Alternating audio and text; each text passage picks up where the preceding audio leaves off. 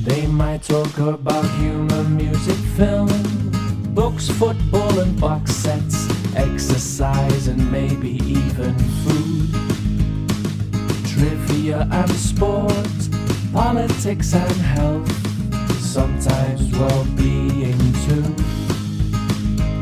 On the Life with Brian. On the Life with Brian. This time we're honoured to have a true legend of British music. He's a singer-songwriter who is behind such hits as Silent Running, How Long and The Living Years. It's a big hello to Paul Carrack. How are you, Paul? Yeah, pretty good, thank you. Thanks for having me on. No, not Pleasure. at all. It's an absolute pleasure to have you on, and I'm sure Brian's got plenty to ask you. And without any further ado, over to you, Brian. Yeah, I know you love football, Paul, and for your troubles, you're a Sheffield Wednesday season ticket holder, I believe. So it's not been a wonderful time with regards to your football club, but I'm always keen into how you became a Sheffield Wednesday. I know you're from Sheffield, but how you became a Wednesday fan, and can you remember the first time you went? Who took you? What did it smell like? What did it taste like? What was your experience? You know, can you remember? Yeah, I can. I can remember the first game. I don't remember seeing much of the game because I was only little. I would have been about 7 or 8. It was at Hillsborough, and we played Cardiff City. And there's a guy called Derek Tapscott, who I was familiar with from the football cards you used to get with the sweet cigarettes. Yeah. So, but I don't remember much about that one. And I mean, I used to go to games a bit later on than that. I remember us playing West Ham, and in my mind's eye, we won 7-0. I don't know if that was correct or what, but I know we hammered them. But my dad wasn't really into football, but my brother was, although he didn't really want me tagging along. He was 4 years older than me. But then I started going pretty regularly, and I even used to go and watch the reserves, actually, because you got a better view of what was going on. But I think one of the biggest games I remember at the time would have been 1961. We played Tottenham, who won the league, won the double, and we came second to them that year with more points than you normally get for winning the league. I was going to say, what's the makeup in Sheffield when it comes to being a Wednesday fan or a United fan? I mean, obviously City and United, Liverpool, Everton. I mean, different cities it's based on different things. What is it with Sheffield? What's the difference? Yeah, I don't know. I think a lot of it's possibly geographical. United are kind of in the heart of the city and have a lot of those the sort of estates around there. I mean, let me just qualify anything I'm going to say today, because I've been going to and following Wednesday all my life.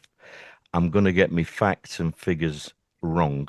Oh, don't worry. Chronology. You're in the right place. Wrong about yourself. Yeah, I'm not worried about you. I'm not worried about you guys. I'm worried about the Wednesday fans going, "Oh, what's he on about? He doesn't." No. Thinks he's a Wednesdayite, but I mean, Wednesday were one of the oldest clubs in the league, and I think we moved out of the city into a place called Ollerton, and then Hillsborough, and I think United came later on. But the makeup, it's very strange because it's not religious or anything like that. It's just strange. But we seem to believe, both of us, that we're a completely different breed. Yeah, and not like other fans don't, but yeah, I suppose so. I don't know. I always think that Wednesday fans are a little bit more not genteel isn't the word, but Tolerant. Pardon? Tolerant. Tolerant. Could be. But I mean, United, they got a hardcore, just as we have. Bramall Lane's quite a intense place, I think, to play. Yeah, I don't know where I'm going with this. You talk about tolerance, though. I mean, it's been a heartbreaking season for you guys, hasn't it? I mean, you got the 18-point deduction, and looks like you're going to get points taken off you again next season. I mean, how heartbreaking has it been for you watching on from afar? Or Well, it's been bizarre, really, because obviously it's been a complete dead duck. But at least there hasn't been that much stress involved from that point of view. Yeah. But yeah, it's quite insane, really, because we've known all along that it's impossible situation. At the end of last season, when players were leaving, obviously, they could see the writing on the wall. The fact that we weren't allowed really to bring anybody in as well. So I haven't actually been to that many home games this season. I've been to more away games, but I've seen just about every game on one way or another on the internet. Yeah. And do you think it's one of those things where people say it's probably better to go down, regroup, all those cliches, or I guess you think that was I think that was the initial kind of almost euphoria when we got rid of the previous owner. I think people thought it was going to be right. That's it. We're going to start afresh now, and blah blah blah. It's been a bit more complicated than that. I guess it's going to get worse before it gets better. It looks like there's points deduction coming next season, but yeah, which is a bit that and various restrictions into who we can sign, how much we can pay. It's a bit much, really, I think. But I mean, the support has been ridiculously good. Yeah, as you've probably seen.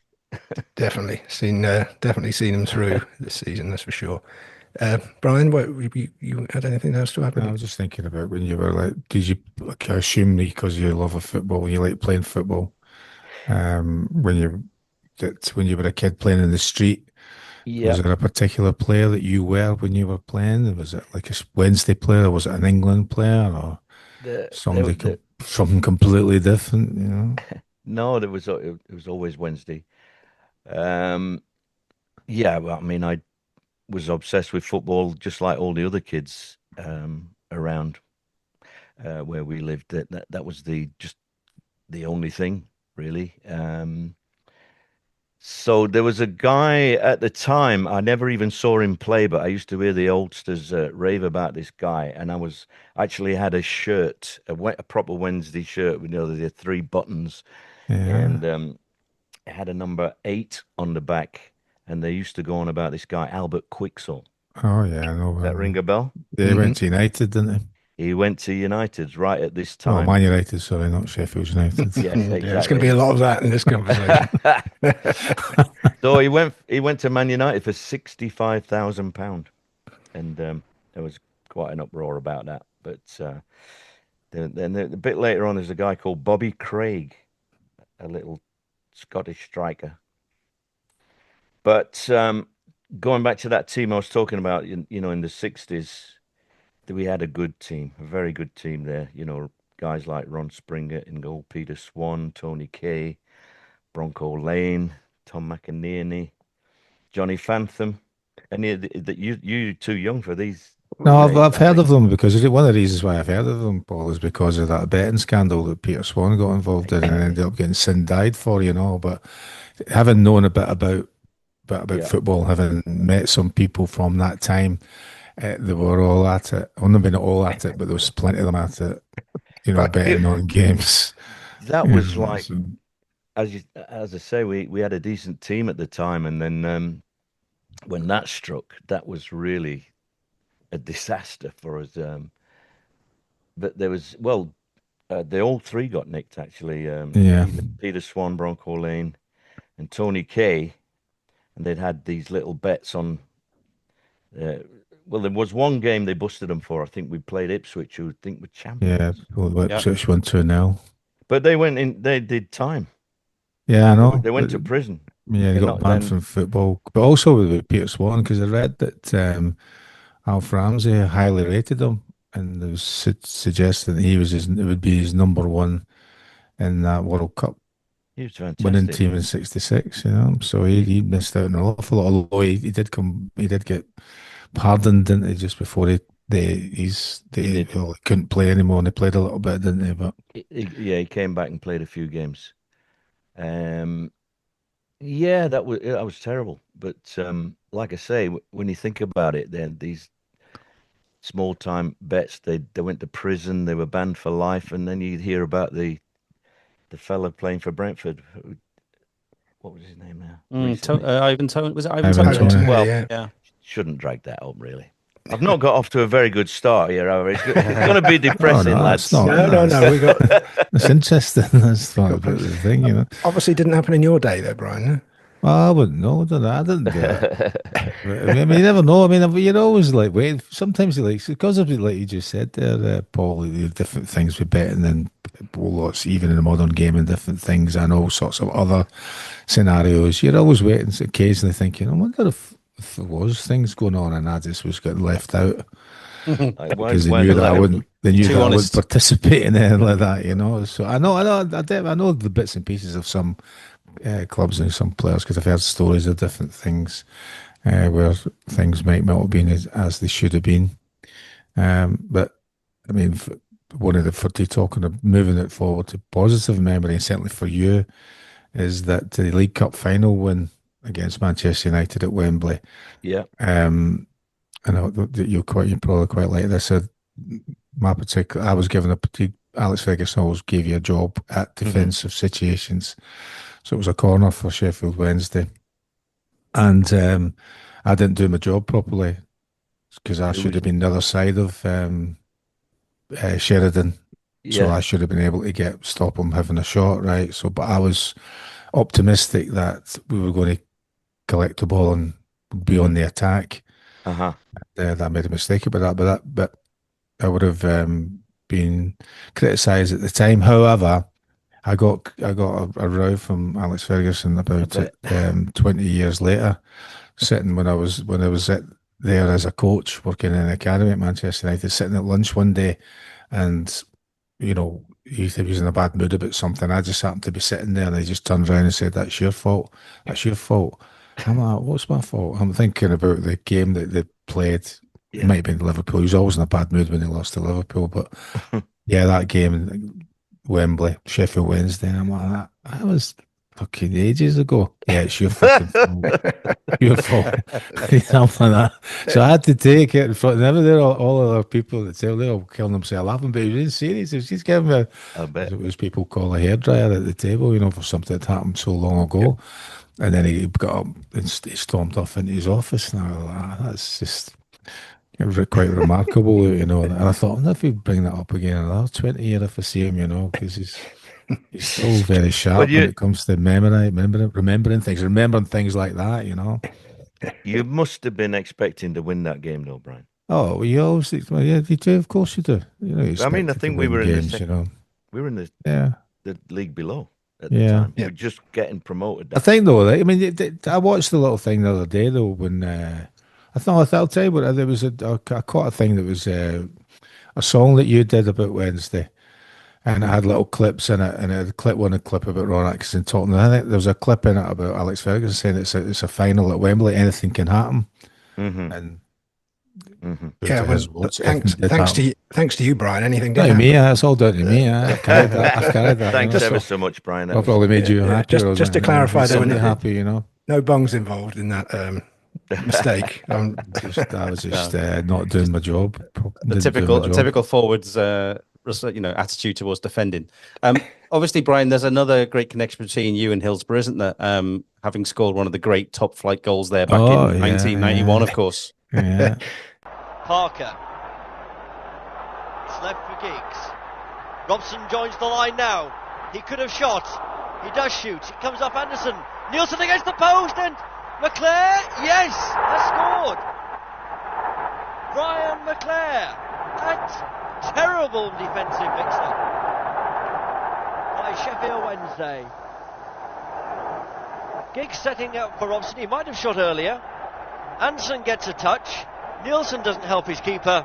And then these two, Palmer and Warhurst, in a real tangle. That goal, it comes up on social media. It's priceless. It's just a goal that probably no one would ever remember. I was there. I was behind the goal, so I remember it. But could you talk us through it, Brian?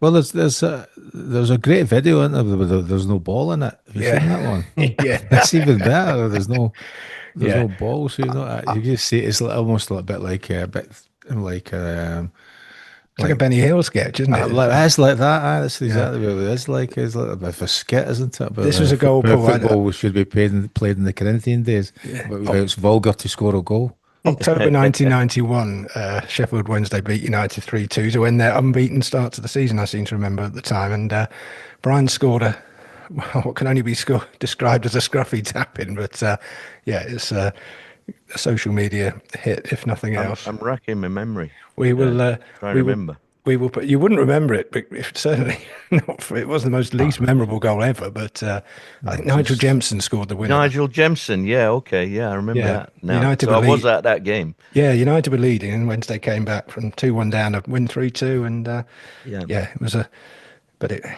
we only remember it for Brian's goal. So anyway, I really liked one of your players. I thought David Hirst was a great player. Oh man. Yeah, I would have liked to have played with him. And then one of the things I quite liked about him was that he didn't leave Wednesday because he's a Barnsley lad and he didn't want to move out of Barnsley. Yeah, he was linked with United, wasn't he? No, he wasn't. I think Sir Alex really wanted to sign him. Yes, and I think Trevor Francis was our manager at the time, and he wouldn't sell him. And I think Sir Alex was very miffed about that, and possibly Hirsty, I don't know. Maybe he was one of the great what ifs, wasn't he, of that time, David Hirst? And maybe had he been shifted on from Sheffield Wednesday against his will, probably, what could have been? Because if he'd gone to United at that time, would he have replaced you, Brian? Which obviously Cantona came in and eventually took your spot, or would you have gone in for Hughes? Do you think? Yeah, I think that I think David Hirst was definitely set forward when at number 9. Yeah, so he was always on the lookout for number 9. So. It's difficult to say who would be playing. I think that was anyway. It would have been a good. He was a good player, very good player, a good goal scorer. Certainly was. I don't think he, as Mark said, it would have been against his will. I actually, from what my understanding, which I have no inside knowledge or track, but was that I think he wanted to go actually, but Trevor wouldn't sell him. Yeah, but he was that missing United striker that they so often, apart from yourself, Brian, obviously, but they quite often looked for more goals. He was at the time. Him and Shearer were very much the two, and I liked.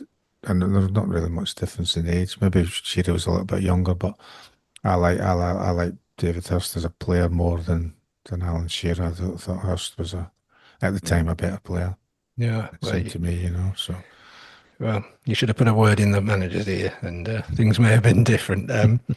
Paul, we've spoken about your passion for football. Let's start with your passion for music. And the first thing I wanted to ask you when we knew we were going to talk to you is, how did a lad from Sheffield and the son of a painter and decorator become such a star of music to come? Where did that passion for music come from? Well, my dad's side of the family were musical. And my dad used to encourage it, but we never had any lessons or anything like that. I mean, we actually, as you said, my dad was a painter and decorator. My mum had a little shop on the corner, and we lived in the room at the back with 2 bedrooms. But I mean, it was the full Monty Python outside toilet, no bath, tin bath, all that. So my folks, they worked very, very hard. But we had an attic, and then up in the attic was some little bits and pieces. There was a snare drum, there was an old bass drum, and I used to bash around on there. That's how I started playing along to records up there. And then when the sort of beat groups started coming along, there's like the Shadows, bands like that, and rock and roll, Buddy Holly, Skiffle, Lonnie Donegan, things like that. And so I did always like music, and there's no doubt about it. But as I said, I had no musical education or anything like that. But probably the turning point, really, because when I went to secondary school, there were some other lads interested. They had guitars, and then we formed a little group, and I think that when the whole Beatles thing happened, the whole Mersey beat thing, that really set me on fire, and you could see everybody also at Sheffield City Hall. Everybody came through. I saw the Beatles twice, Stones, Chuck Berry, later Bob Dylan. You were self-taught, weren't you? You didn't have you went to the music lessons, or you just picked it up yourself? No, yeah, absolutely. Yeah, I play a bit of everything, but master of none. Yeah, well, I mean, I don't agree with that. I mean, how on earth do you go about that? Just playing, just listening along, and I mean, that's listening to records, trying to figure out how they did it. I mean, I really wish they had YouTube back then. It would have made life a lot easier because it's all on there now. You got guys on there.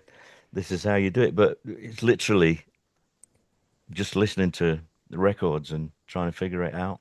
So what came first? Did you pick up the guitar or the keyboard? No, no. As I say, I used to play the drums. Yeah. And I did actually get a proper kit. I had bits and pieces, and then sadly, my father had an accident at work, which was a fatal accident. He died when I was only 11, and I think the following Christmas, I remember my mum's family in particular were really amazingly supportive of us, uncles and aunties and all that. And my mum, she was still keeping the shop going, and they bought me a proper kit of drums, on the HP, and so they probably lived to regret it for a few years because it was very hairy in the early days, when I took off. And yeah, especially in a 2-bedroom house at the back of the shop. I imagine that's not the best place to learn drums for the rest. No, it's great. It's great because we had an attic. We had this attic, and all the other things in the yard, they were all lock-up. They were just shops. Nobody lived there except at the end of the yard there was a couple that lived there. And actually, we should mention them because we called them Auntie Gladys and Uncle Morris. They weren't aunties and uncles, but they had a daughter who she had a record player, and when she got tired with the records, she would give them to us. So that was pretty good. So it was your early education, thanks to those two. I suppose so. And Mark, sorry, do you want to come in, Mark? Yeah, I was just going to say Sheffield has produced like some enormous music acts over the years, like Pulp, Human League, Def Leppard, Arctic Monkeys, plenty others. What do you think it is about Sheffield that fosters that culture that brung so many people through at different stages in music? And is the Steel City a place that's helped keep your feet on the ground? Irrelevant of what the amount of success that you've had over the years. I think it's definitely kept my feet on the ground, even though I've not lived there for the majority of my life. I mean, as a teenager, I was off on the road all over the place. And I settled when I met my girlfriend when I was about 20. I'm going back to like 1972, something like that. And we'd been together since. We were married, we brought up our kids and our family, and I've spent majority of my life down there. But I had a very, very strong grounding from, well, everybody, my folks, as I say, my mom's family, my aunts, uncles, and just people in general, very down to earth. You might say dour, but the groups you just mentioned, I mean, I was long gone by the time they all came along, Pulp and all that. The biggest thing in Sheffield at the time was Joe Cocker. Yeah. And you could see Joe any night of the week playing in pubs, Yeah. And the first time I got to see him when I was about 16 and managed to get into the pub, it was just amazing. It just the old shivers down the spine sort of thing. You mentioned moving to London early. Did you feel you had to move early if you wanted to pursue a career in music then? I mean, probably the same now, but London still had that pull. Well, it's kind of what you did if you wanted to. I mean, that's where it was all going on. it wasn't as spread out as it is now. But we didn't really have any ideals about making it big or anything, or even making a record. We had just wanted to be in a band, in a van, and going and doing gigs. So we did that whole thing, going off to Germany and playing all those, clubs and all that, following in the footsteps of the Beatles and all those bands, the Liverpool bands and all that. It's a few years later. Yeah. So it's sort of late 60s. Yeah. Yeah. So there was no master plan then. You just had this passion for music. You wanted to play, and you just go and play wherever you never could. Never has really been a master plan at all. Things have just happened. I never had a burning desire to be famous or anything like that, which is just as well, because I don't consider myself to be famous at all. But I just wanted to be in. Initially, it was just about getting on the road, being in bands and doing that. And then, of course, when we started to have a family, I had to get a bit more serious about earning a living and all. Sports Social, now on the Sports Social Podcast Network. Hello, I'm Brian McClare. I used to kick a football around for Celtic and Manchester United. McClare! Yes! These days I'm joined by special guests to talk anything and everything on my podcast, Life with Brian. I'm off to Papua New Guinea with Gary Neville, man. I'm going to open a bar. It was Robbie Williams, and he's like, Dominic, you survived the 90s as well. How did we do it? Listen to Life with Brian, the Brian McClare podcast, wherever you get your podcasts. Your original band was like a prog rock band, wasn't it? And I had a little thing you mentioned in there where you had a situation where you had a guitarist and two flute players. I was hoping you weren't going to bring that. I never heard of that before. That lead flute and rhythm flute. That was a bit bizarre. That you couldn't say that was my first band. Like I say, at 17 we went off. I'm just saying that. Did all that route, but seeing as you brought the prog rock thing up, yes. I mean, I was terrible hippie didn't have a clue, didn't know my arse from my elbow, basically. Yeah, but the thing is, it comes clearly out of all the things is that that's what you really wanted to do, right? So you fell in love with music and you wanted to be part of a band. And the other part of it, which is I think is pertinent about it as well, is that most people at that time, when you left school at 15, you get a job. You can get a job then. You just say, I'm going to get a job, we'll do whatever else it is. And also the heavy industry at the time was still very much flourishing and with particularly steelworks. But you had a little visit down a coal mine, which kind of made you more determined, didn't it, to go, well, I'm not, that's not for me.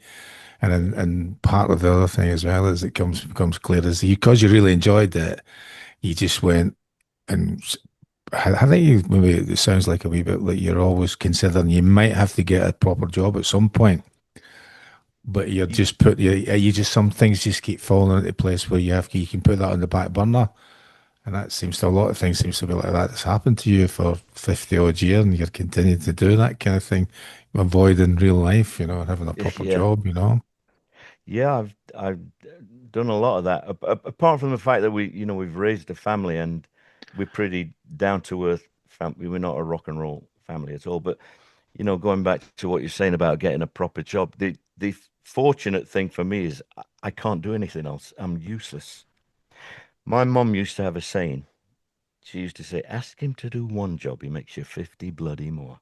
Because I was totally useless. Fortunately, we've all got our gifts and our talents, and I had a bit of musical talent, and I have made it work. So there's that. So I didn't really want a job when I was leaving school. I knew I just wanted to be one of those guys, the disreputable guys who were in the band, and there was a lot of sort of pressure, as you say. There's plenty of work available in the industry and coal mining all around that area as well, and it wasn't considered a very respectable way to be carrying on. you know. They still probably got the Oh, similar thing, isn't it? You turn around and see, I don't know what your kids doing, but maybe if you're any of your kids involved in music. only one. I've got four fantastic kids. Yeah. I didn't particularly want any of them to get Yeah, I into the understand music that, business yeah. because it's so flaky. And unfortunately, two of them. Well, the first one, he's an IT guy. Second is a girl. She's amazing. She did actually sports science and physiotherapy, and she now, well, up until recently, was working in hospital in London dealing with children or infants with spinal problems. But number three, I saw it coming. He's the chip off the old block, you know, and he was getting up to all kinds of things, and I'm thinking, oh shit, you don't have to do this, I've done. But anyway, he was getting into all kinds of. I mean, none of them have been really any real trouble actually at all, but I could see he was doing a few daft things, and but he also has the talent, the gene. He's got the musical gene. He was a natural, and cut a long story short, I mean, he's in my band now. He has been for about. No, I was just about to ask you, is that what is he in the band? You keep an eye on him then. Originally, there was a bit of that involved, to get him into something. And he was already playing. I mean, he's had more lessons than me. He was taught how to play drums properly. And he was dabbling in little bands and other things. But we got him on as a support he was playing with these two lads, acoustic stuff. And then we said, oh, well, when we get to the end, we'll have the two kits up there and we'll do the Motown thing with two drummers, And we did that. And it's, this is great. Anyway, he's kind of been there ever since. So did you hear a banging out the back room when he was about 5 years of age and thought, oh, here we go? Well, I'd actually bought this sort of little kit for my older boy who messed around a little bit, but he wasn't that bothered. But as soon as Jack sat behind these and just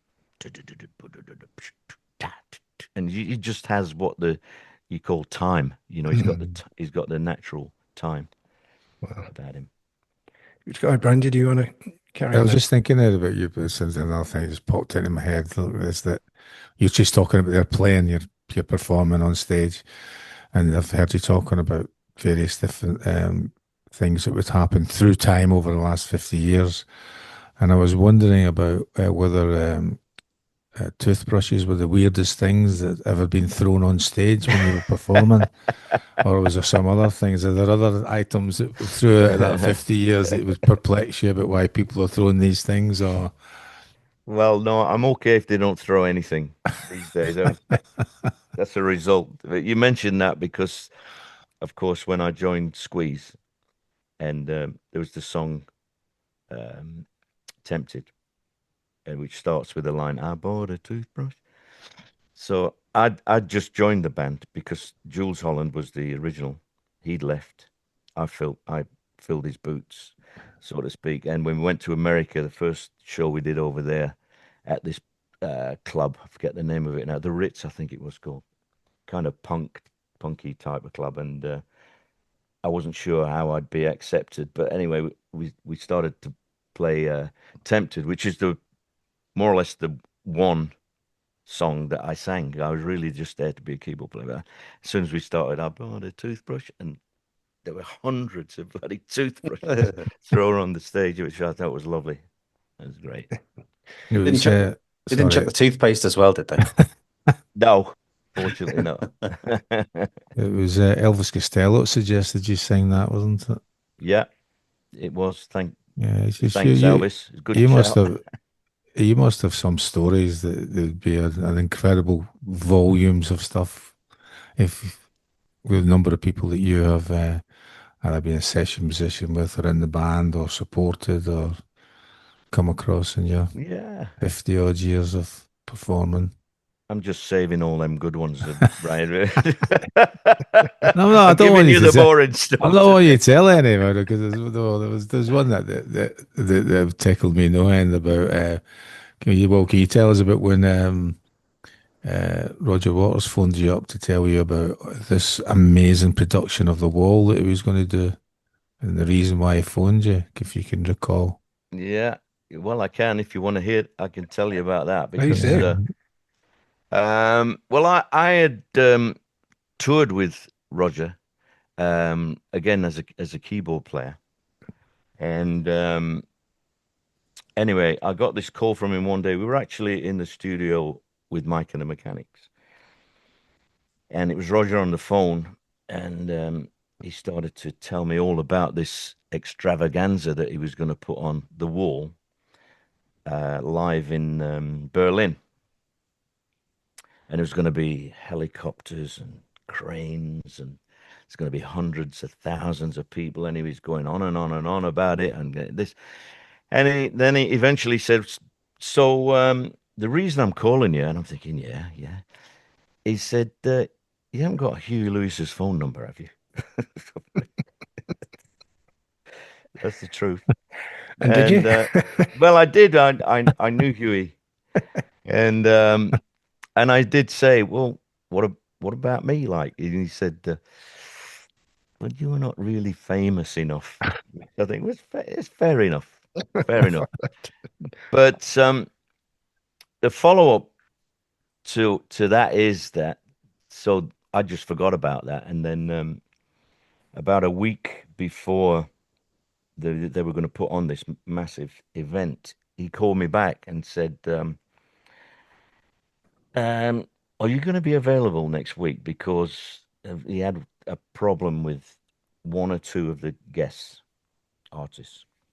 And he said, if you could just listen to these, and he gave me a list of 4 or 5 songs. He said, if you could listen to them, familiarize yourself with them just in case.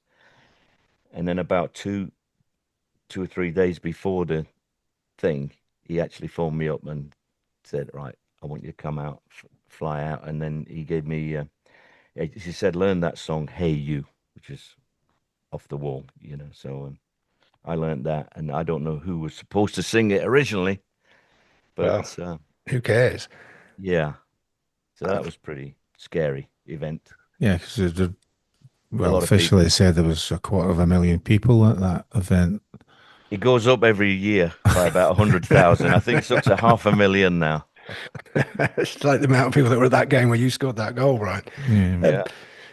I mean, I wonder, many people recognise your voice, Paul, without necessarily knowing the name, as you said. Do you think that comes from working with so many different bands and being a session musician and Yeah. I mean, like I say, I've never been that bothered about that anyway. But yeah, the biggest songs I've had have been with bands, and who were kind of anonymous anyway. Ace were pretty anonymous. We were basically a pub band. We got lucky. Squeeze already had an identity, but I wasn't even with them that long. Mike and the Mechanics, nobody knew who was in the band. And they didn't know the name Paul Carrack. A few knew about Mike Rutherford. He was the guitar player in Genesis. And they didn't go out of their way to let it be known that I was singing songs like The Living Years. So even when I started to do the solo stuff off the back of the success, really, of Mike and the Mechanics, I was literally starting pretty much at the bottom. I was playing the small little venues. I was driving the boys in the van. We weren't making any money or anything like that. So it was a long haul of doing gigs and doing loads of interviews. I used to go around all the radio stations and that. It took a long time to kind of establish myself in any way, shape, or form. I mean, even now, when people say, "Oh, what do you do?" And you say, "Oh, I'm a musician," and they look at me like, "Really?" And I'll say, "Well, you know that song, How Long?" "Yeah, I know that song. Yeah, of course I do. Yeah, you know that one, The Living Years?" "Oh, I love that song. That's fucking great." Yeah, well, that's me. That's brilliant.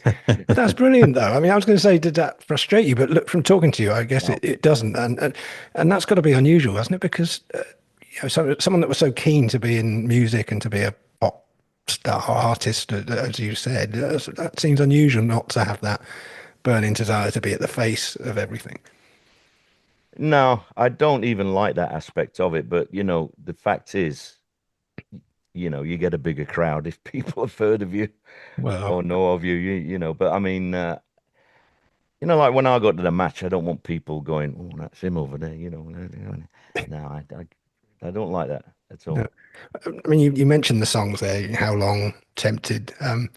Living Years, of course, a song that means so much to so many people, and often because of the emotions behind it. What's it like to be someone that's written a song, whether they know you wrote it or not? But well, I didn't write that one. But you were behind. I didn't write the Living Years. I sang it. You sang it. If people hear that come on the radio, you're behind it. So it must still have you've got a huge element of pride there, surely. Oh yeah, I'm not. I mean, yeah, I am.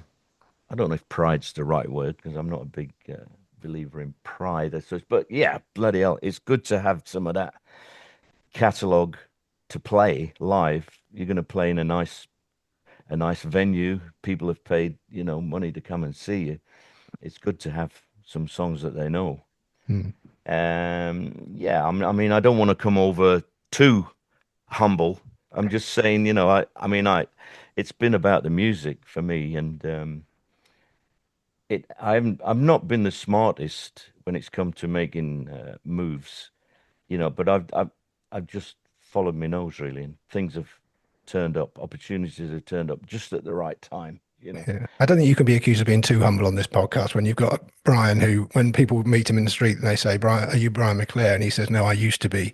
You've got some competition when it comes to the humble market, I think. Okay, yeah. Well, feel like I'm hogging this whole thing now. So no, not at all. That's the thing. It's about you. It was just the similar thing you're just saying there again that tickled me was your little experience of playing at the Grammys. And then what you did the day after or a couple of days later was, for me, is perfect for me because I did exactly the same thing. And I'd love to have been a football player, but nobody knew who I was outside the stadium. Yeah, I mean that wasn't. But you've managed to do. You're a brilliant musician who's had incredible experiences, but you can go to the game and nobody will point your fingers at you, or you wander down the street or do most things, unless it's your. You're more well known now, but considering what you've done, what you're sang on, like Matthew just said, there, you should be up there with because I mean your voice has been brilliant on brilliant songs, but. Well, I'm still doing it though. And you're still doing it, yeah. I'm still enjoying it. I still do it for my own satisfaction as much as anything else. Still trying to make good records. I think I'm a better singer now than I was back in the day. But I had that thing where you sing high and loud, and that's what a lot of people particularly like. But I'm crooning now. I've heard people say that Brian's a better footballer now than he was. I don't know if that's true or not. But let's talk about what you're doing now. I mean, last year you had the countryside of Paul Carrack, Volume 1 arrived. First ever country album recorded in Nashville with a stellar cast of musicians. Was that a bucket list moment for you? Yeah, it was, right.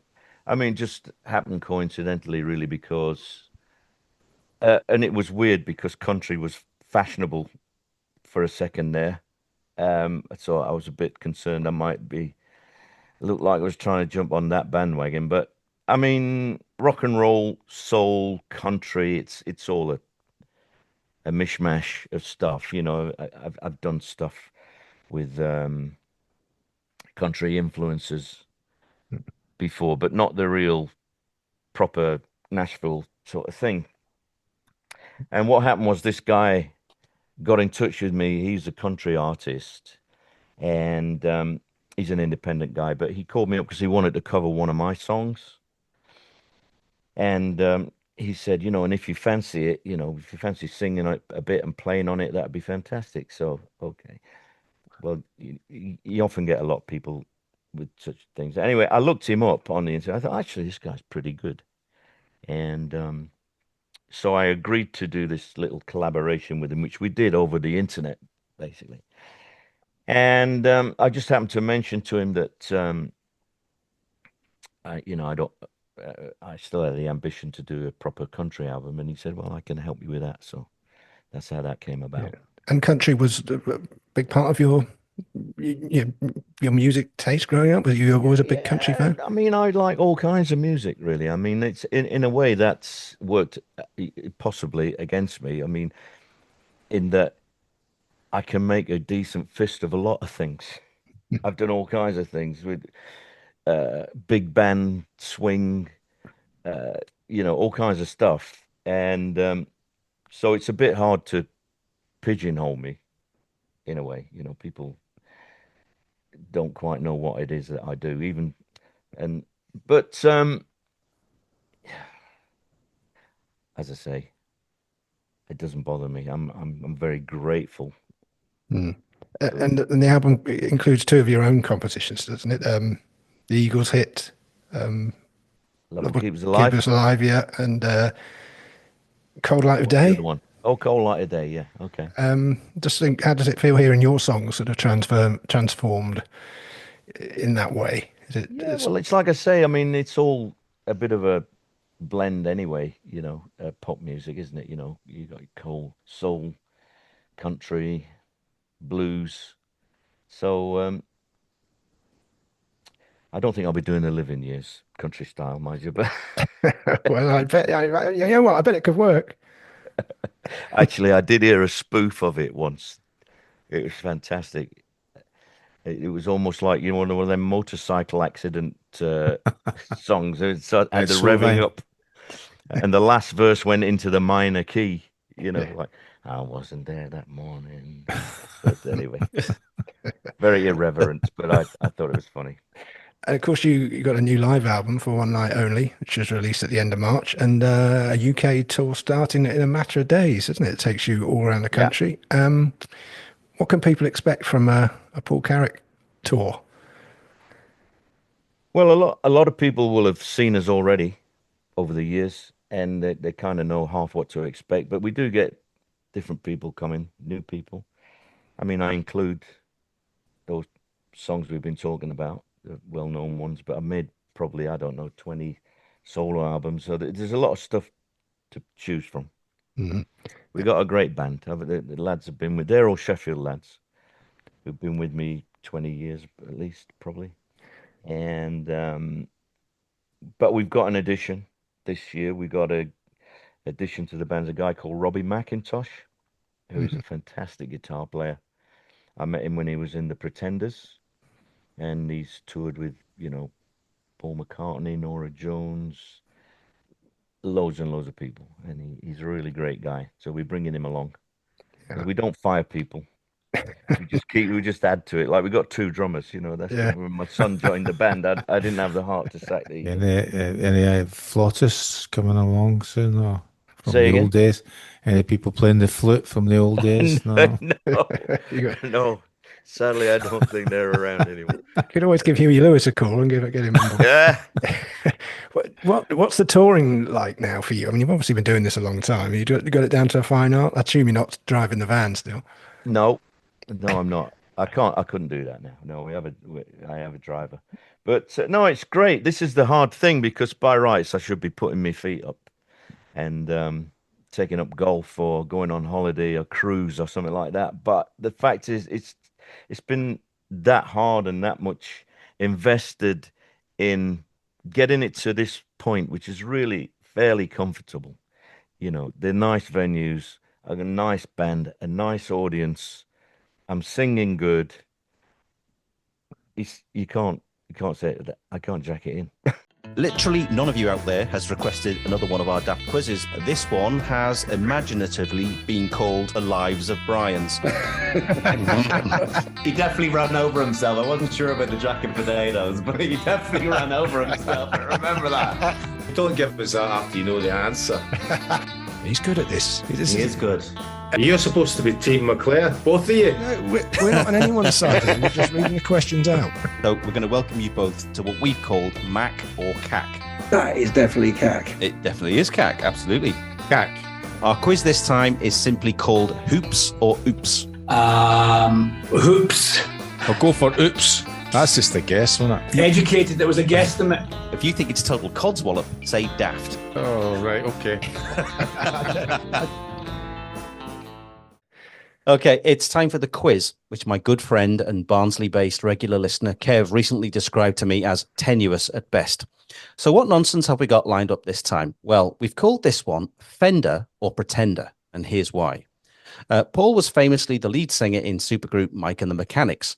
So we want you to tell us which of the following people are footballers with surnames related to either mechanics or cars, and which ones are imposters. So if you think they are a footballer, say Fender, and if you think they're a dodgy clutch, say Pretender. We're giving you 5 alternate shots each, just like a penalty shootout. So do you understand the rules? I think so. All right. We always give our guest the first shot. So, Paul, you kick us off with Harry Hood.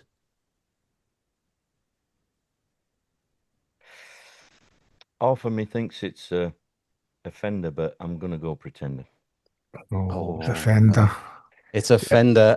Yeah, he's true. Like Who's our he play host. for? Well, Harry is a Celtic goal-scoring legend, having bagged 123 goals in the green and white hoops between 1969 and 1976, just 3 less than our host, Mr. McClare. Yeah, I half thought he was a player. But yeah, don't worry, you'll get Brian. Will give you plenty of opportunities to make up for that one, I'm sure. So, Brian, you open up the shootout with Larry Wheels. Larry Wheels. Wheels, yes. Oh, God. Pretender. Good guess. Yes, false. Larry Wheels, real name Larry Williams, is an American powerlifter, bodybuilder, and fitness influencer who's been publicly open about his struggles with anabolic steroid use. Okay, 1-0 Brian. Taking an early lead. Okay, Paul, your second spot kick is David Wrench.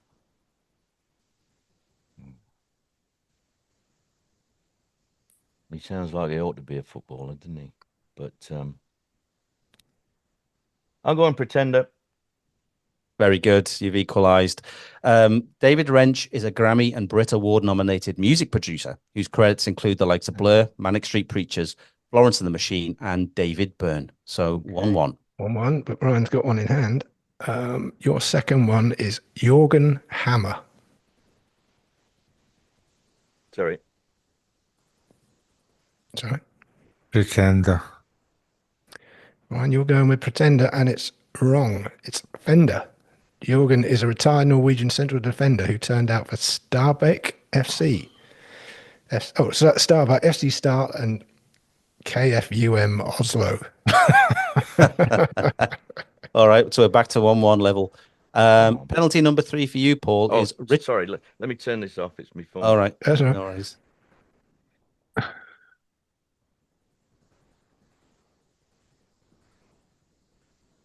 Okay. We good? Yeah. Yeah. So, penalty number 3 for you, Paul, is Richard Brake. It's so obviously trying to make me say Pretender. That's not my answer yet. Peter Brake. Richard Brake. It'd have to be a guess. I really don't know. I'm gonna say Fender because Brake sounds like you're asking for it, but I'm gonna say Fender.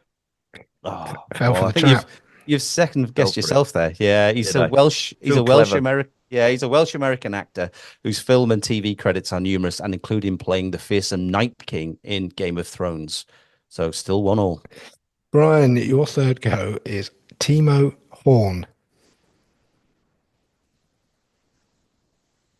Pretender. Nope, it's Fender. It's true. Timo Horn is a German goalkeeper who's currently between the sticks of Bundesliga 2 side VfL Bochum, having previously played over 300 games for Cologne at every German national team age group except for international. So we're still locked at 1-1. 1-0, yeah. Yeah, so Paul, your penultimate kick is Ross Jack. Fender. Correct. It is correct. Yes, you've taken the lead. Ross Jack is a retired Scottish forward who played for several clubs, including Norwich City, Dunfermline and Lincoln, for who he was playing at Valley Parade, Bradford on the day of the tragic fire in 1985 that claimed the lives of 56 supporters. So 2-1. And over to you, Matthew. Brian, your fourth attempt is Jack Dash. Pretender. You know that one, do you? No. Don't you? Jack Dash. Jack was a British communist and trade union leader, famous for his role in London dock strikes. His name lives on at Jack Dash House, a municipal office building in the Isle of Dogs, or on the Isle of Dogs. All right, so 2-2. So it's squeaky bum time, as Mr. Ferguson used to say, or Sir Alex Ferguson used to say. So your fifth and final shot, Paul, is Graham Bonnet. That's so funny because my mate is called Graham Bonnet. He's an engineer. Wait a minute though, because what a shock it would be if it was him. No, it won't. It wouldn't be. He's not. But there is a singer called Graham Bonnet. So, Pretender. Yeah, you should have got that, and you were right. Graham Bonnet is an English rock singer whose career saw him front a number of bands, most notably probably Rainbow. And of course, his is the really recognizable voice on their all-time classic hit "Since You've Been Gone." That's the one. 3-2, and pressure's all on Brian now to salvage a draw. Okay, Brian, you can finish the quiz off with Leonard Boot. Lenny Boot. Pretender. No, it's Fender. It's true. Leonard Boot was a goalkeeper in the 1920s who played for Huddersfield Town in their title-winning 1920-23-24 and 24-25 seasons. However, having played just 5 times in each campaign, he didn't qualify for both league winners' medals. Oh, no. And he died in a motorcycle accident, age just 38. There's the heartbreaker that Mark often throws into these quizzes. So there you go. So, Paul, you run out the 3-2-1. Well done. Well done, Paul. Thank you. Finally, we have enough time for the Focus On feature, which is our regular tribute to the Shoot magazine player profile interviews of the 1970s and 80s. We're going to ask Paul several questions we've plucked from a 1980 feature on Liverpool legend Kenny Dalglish. And the reason for Dalglish? Well, simply because he's the same age as you, Paul. In fact, exactly 7 weeks older. He is, yeah. So we will chip in with a few of Kenny's answers along the way. So are you ready for our final grilling? I think so, yeah. Go on. All right. So your full name? Paul Melvin Carrack. And your birthplace and date? Sheffield, 22nd of April, 1951. And your height? 6'3". Oh, sorry. Height. I think I was 5'7" at one point. I'm going with that. I might be less now. Okay. And your car? It's a 12-year-old Range Rover, Westminster. In 1980, Kenny Dalglish owned something called a Colt Sapporo, which I had to look up, and it was your very typical late 70s, early 80s. It's a thing we race, little boy racing car, isn't it? Little sports coupe type thing is what I would probably describe it as. And your favorite player? Of all time? Yeah. Oh, blimey. Oh. I don't know. Let me think. Could be anybody. Could be Hirsty. Could be Johnny Sheridan.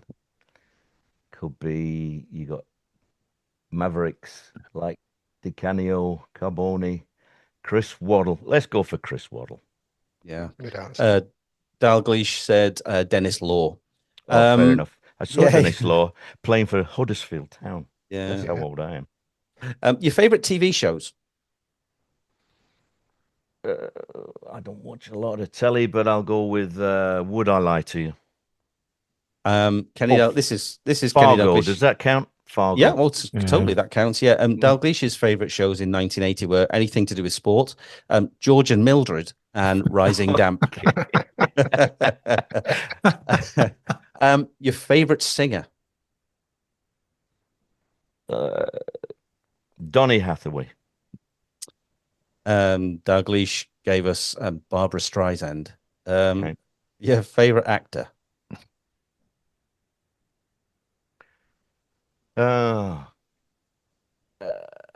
Albert Finney. Again, Kenny gave us, going back a couple of questions, his favorite actor was Leonard Rossiter. He obviously just watched an episode, hadn't he? And he couldn't be bothered to I think put any thought into these questions. I think so. Yeah, he wasn't particularly forthcoming in anything he ever answered, was he, Mr. Dalglish?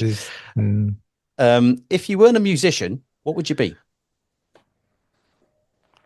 Poor. Like Peter Crouch's answer when he was asked what would he be for a footballer, virgin. Yeah. Well, Kenny Dalglish was slightly different when he was asked what he would be if he wasn't a footballer, and it was a disappointed, not disappointing joiner. I'm not sure exactly what that means. And to round it off, which person would you most like to meet?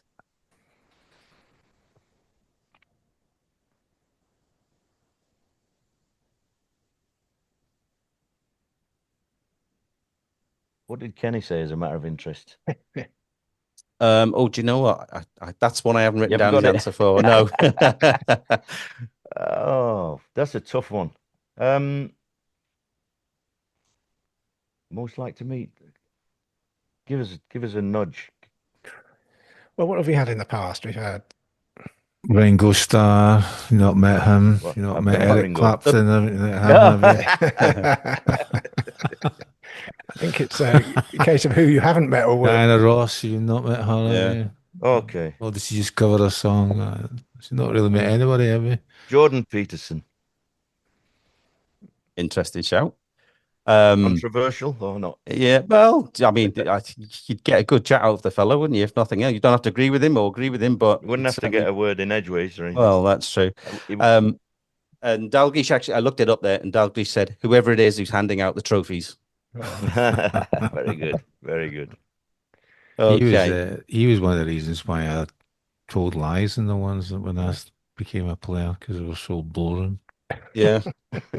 Yeah, Brian's been outed as making up some of his, most of his answers in this, Paul. So you may have been a little bit too honest compared to the most modest man in football sitting next to us. Oh, was that what? That's what I was supposed to do. Obviously, I missed the boat there. Yeah, man. It's a big welcome to Mark Charnock. How are you, Mark? My timing was really lucky, and I think kids know it's really hard if you're not rich, frankly. I think worry and anxiety is quite a good thing for an actor because I think it keeps you on your game, you know. I'm a big worrier. I worry about everything, really, but it just still bothers me. The stage direction, and I quote, said, "Marlon appears. He is a Greek god, an Adonis, the sort of man that makes women melt." It was a bit like watching a Benny Hill sketch or a Carry-On film. This is Rich coming from a man who started a 21-man brawl. I was just going to say, I was literally just going to talk about the Arsenal brawl. He said, "You can't play football, but you're going to love this." So he handed me this season ticket, and we got relegated. And I hit one from the edge of the box, and it was tipped over. And at half-time, Gareth Southgate went, "Great shot from the big man." I thought, yeah, I'm taking that with me. I'm taking that with me forever. I'm waiting for the call. And then he became England manager. I'm getting ridiculed, you know. I think, why am I saying that? Why am I even thinking this or saying this, you know? Brian's absolutely fuming, look. We're laughing at. Okay, that's the end of the episode. So it falls on me to say a huge thanks to Paul for joining us today. It's been brilliant. Just remind us, everyone, Paul, about the upcoming tour and perhaps where folks can get tickets if they want to come down and see you. Yeah, should have had some dates handy, shouldn't I? But, on you. I know it's starting next week. I don't know when this is going to go out, but we start up in Gateshead or Newcastle, Gateshead at the Sage. Then it's Sheffield City Hall. We're going to Liverpool, Manchester, Glasgow, Edinburgh, London, of course. And if you want to find out anything about it, it's paulcarrack.net. All the dates are up on there. Fantastic. We're looking forward to it. Great. Well, it's been an absolute pleasure having you on, Paul, especially squeezing us in before you go out on the road. Yeah. Great. Thanks, Paul. It's been great having you on. All the best. I hope so. Been going on a bit, but there you go. Never. Fantastic. Yeah. Brian, Matthew, cheers, lads. Oh, thanks again. Thank you, Brian. Thank you. Yeah. And that's all from us on this one. Hit the subscribe button on your preferred podcast platform, and follow our socials at Brian McClare Pod on X and at Life with Brian Pod on Instagram. Thanks for tuning in again, you lovely people, and we'll see you again soon. They might talk about humour, music, film, books, football and box sets, exercise and maybe even food, trivia and sport, politics and health, sometimes well-being too. On the Life with Brian. On the Life with Brian.